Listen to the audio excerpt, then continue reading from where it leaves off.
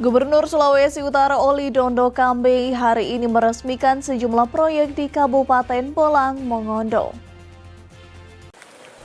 Dalam kunjungannya ke Kabupaten Bolang Mongondo, Gubernur Sulut yang didampingi oleh Sekda Provinsi Sulut Steve Kapel siang tadi meresmikan 12 proyek yang dikerjakan oleh pemerintah provinsi maupun pemerintah Kabupaten Bolang Mongondo. Di antara sejumlah proyek yang diresmikan adalah Gedung Islamic Center yang terletak di Desa Inuai Bolang Mongondo. Gubernur berharap apa yang sudah dibangun dapat dijaga dan dimanfaatkan sesuai dengan fungsinya. Tentunya kita bersyukur semua pekerjaan ini untuk masyarakat yang sudah kita lakukan bersama. Inilah fungsi kalau kerjasama masyarakat, pemerintah yang bersama-sama. Tentunya bisa kita rasakan manfaatnya secara langsung. Hari ini kita akan meresmikan proyek-proyek yang dikerjakan pemerintah kabupaten dan proyek yang dibuat oleh pemerintah provinsi. Salah satunya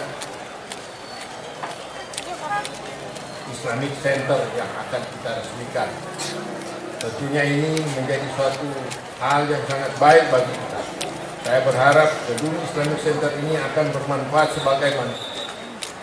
kepada masyarakat yang ada di Bolang Mongondo, menjadi tempat ibadah yang nyaman dan representatif bagi umat Islam, menjadi tempat belajar dan mengembangkan ilmu-ilmu agama, menjadi tempat berdialog dan bermusyawarah bagi umat Islam dan lintas agama dalam rangka menjaga kerukunan dan toleransi, menjadi tempat berkarya, berinovasi bagi umat Islam dalam bidang sosial, budaya, ekonomi, politik, dan lain-lain, serta menjadi tempat wisata religi yang menarik dan edukatif bagi masyarakat umum. Selain Islamic Center, Gubernur juga meresmikan sejumlah fasilitas sekolah di Bolang Mongondo, serta pemberian bantuan kepada masyarakat Bolang Mongondo. Tim Liputan Kawanua TV melaporkan.